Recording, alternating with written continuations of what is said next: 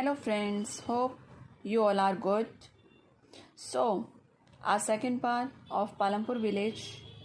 हमने बात की कि पालमपुर विलेज में फार्मिंग किस तरह से हो रही थी और फार्मिंग उनका क्या है, एक ऑक्यूपेशन है जो पर्टिकुलरली पालमपुर में हो रहा है. Like other villages 75% people farming पे डिपेंड कर रहे हैं. एंड उसके साथ साथ अब न्यू टॉपिक क्या है हमारा, the village of Palampur use is multiple cropping. Means multiple cropping का यूज़ हो रहा था क्योंकि हमने का वेल सेटल था हमारा पालमपुर विलेज. वहाँ पर एक्सपेंड इन पालमपुर, लैंड क्या है, एक्सपेंड नहीं की जा सकती पालमपुर में. क्यों? Land is a fix capital. तो हम क्या उसको चेंज कर सकते हैं? नहीं, हम खींच थोड़ी सकते हैं लैंड को. सो आपको उसी लैंड पे काम करना है, आपको प्लांट्स ग्रो करने हैं, आपको डिफरेंट क्रॉप्स उगानी है, आपको उसी लैंड में ही रहकर उगानी है. आप उसके इंक्रीज़ नहीं कर सकते हैं. You have to do whatever you have to do on the same land. You can't increase it. क्या अपने घर को इंक्रीज़ कर सकते हो? घर के एरिया को नहीं कर सकते ना. Just like that. In monsoon वहाँ पे कौन सी फसलें उगती थी? Jowar, bajra are cultivated as kharif crops. इन्हें क्या कहते हैं? खरीफ क्रॉप्स भी कहते हैं. Next point, farmers use to grow potatoes also during the period of October to December. Farmers use to sow rabi crops such as wheat, जो कि विंटर सीजन में, और हार्वेस्ट कब हो रही है? Harvest them in spring time. हम उसके बीज कब बो रहे हैं? विंटर सीजन में. एंड हार्वेस्ट कर रहे हैं स्प्रिंग टाइम में. और next point, some part of land is for sugarcane. Means sugarcane भी उगाई जा रही थी कुछ पार्ट में पालमपुर के.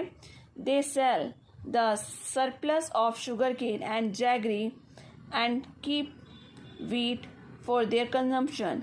तो जो सरप्लस शुगर केन था वो क्या कर रहे थे? और जैगरी सेल कर रहे थे, अदर विलेजेस में ट्रेड कर रहे थे.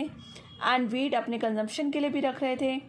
Next point, because of electricity they irrigate their farm land effectively. क्योंकि इलेक्ट्रिसिटी हमने कहा उनके पास पहले ही प्रोवाइड हो गई थी, जिस वजह से अदर विलेजेस की जगह वो जल्दी ग्रो कर पा रहे थे. मीन्स वहाँ पे डेवलपमेंट पहले आ गया था. एंड इरीगेशन क्या है? इरीगेशन की टेक्निक भी क्या हो गई थी? इलेक्ट्रिसिटी की वजह से इंक्रीज हो गई थी. और next point is another methods of increasing production in agriculture. कौन कौन से मैथड्स यूज़ किए जा रहे थे?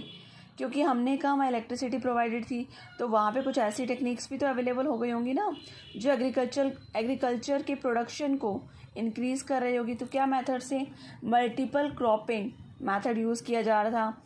HYV seeds to increase production use किए जा रहे थे.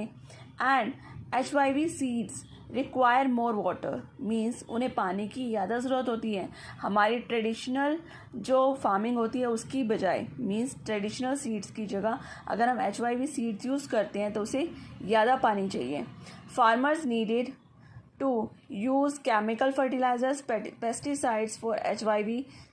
क्योंकि वो क्या कर रहे थे? Chemical fertilisers and pesticides use कर रहे थे. कॉस्ट ऑफ प्रोडक्शन क्या हो रही थी? उससे इंक्रीज़ हो रही थी. ग्रीन रेवोल्यूशन जो 1960s में आया था वो इसी वजह से आया था. Farmers of Haryana and Punjab started using HYV seeds, क्योंकि उन्होंने सीड्स यूज़ करने शुरू कर दिए थे.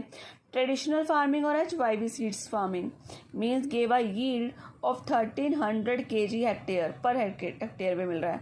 और जहाँ हम HYV सीड्स यूज़ कर रहे हैं वहाँ पे हमें क्या मिल रहा है? 3200 kg hectare. Okay. And after green revolution India को क्या रियलाइज हुआ?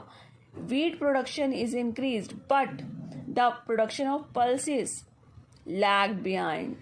मीन्स पल्सेस का प्रोडक्शन तो पीछे ही रह गया क्योंकि हमने क्या किया? वीट पर फोकस कर लिया, पल्सेस की तरफ ध्यान ही नहीं दिया.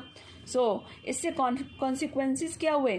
जो हमने अनदर मेथड्स यूज़ किए उससे कॉन्सिक्वेंसेस भी होते हैं ना. तो फर्स्ट क्या रहा? Because of extreme use of pesticides and fertilisers which resulted in loss of soil fertility.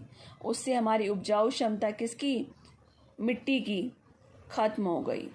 कि अगर हम किसी भी चीज़ का ओवर यूज़ करते हैं तो क्या होता है, उससे हमें उसके बैड इम्पैक्ट्स देखने पड़ते हैं। वैसा ही हुआ, हमने जब ओवर यूज़ किया, एक्सट्रीम में यूज़ किया, तो उसकी फर्टिलिटी क्या हो गई, सॉइल की ख़त्म हो गई, मीन्स कम हो गई।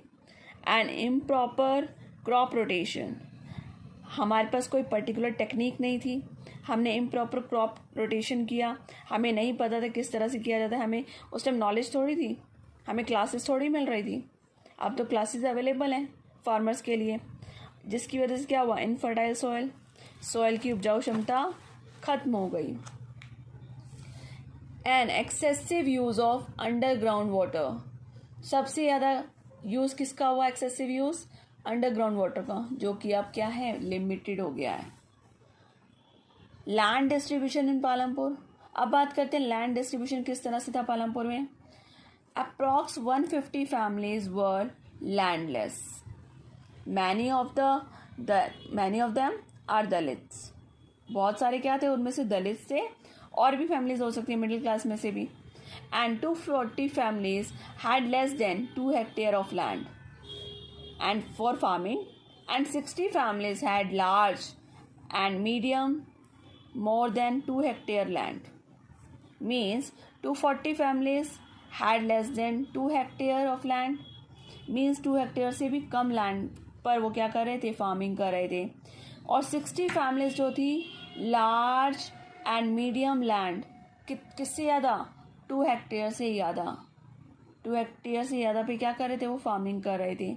And next is few families had more than 10 hectares of land, कि कुछ फैमिलीज तो ऐसी थी जिनके पास इतनी ज़्यादा लैंड थी कि वो किससे काम करवा रहे थे, लेबर से। जो हमारी लैंडलेस लेबर थी, लैंडलेस फार्मर थे, वो किन पर काम कर रहे थे, इन ज़मीनों पर काम कर रहे थे। नेक्स्ट इज, अब फार्मिंग के साथ साथ और कौन कौन सी एक्टिविटीज़ हो रही थी। करीम ने क्या ओपन किया था वहाँ पे, कंप्यूटर सेंटर, कि कंप्यूटर की नॉलेज दी जा सके। और वहाँ पे टीचर्स भी क्या थे, दो टीचर्स के पास क्या थी, डिग्री थी। एंड ट्रांसपोर्टेशंस की वजह से वहाँ पे क्या था, चल रहा था, रिक्शा, टांगा, ट्रक्स, जीप्स एंड ऑल, जिसकी वजह से क्या हो रहा था, एम्प्लॉयमेंट भी मिल रहा था। डेयरी प्रोडक्ट्स भी यूज़ किए जा रहे थे, डेयरी थी वहाँ पे, मिल्क और अदर प्रोडक्ट्स भी वहाँ पे सेल होते थे। तो पालमपुर में हमने क्या डिस्कस किया, फार्मिंग के बारे में, जो कि नॉर्मल विलेजेस में होती है। और यहाँ पर कुछ टाइम पहले ही इलेक्ट्रिसिटी अवेलेबल हो गई, जिसकी वजह से हमारा प्रोसेस क्या है, विलेज के ग्रोथ का प्रोसेस थोड़ा जल्दी स्टार्ट हो गया। Clear? So this is all for this video, hope you like this, bye bye.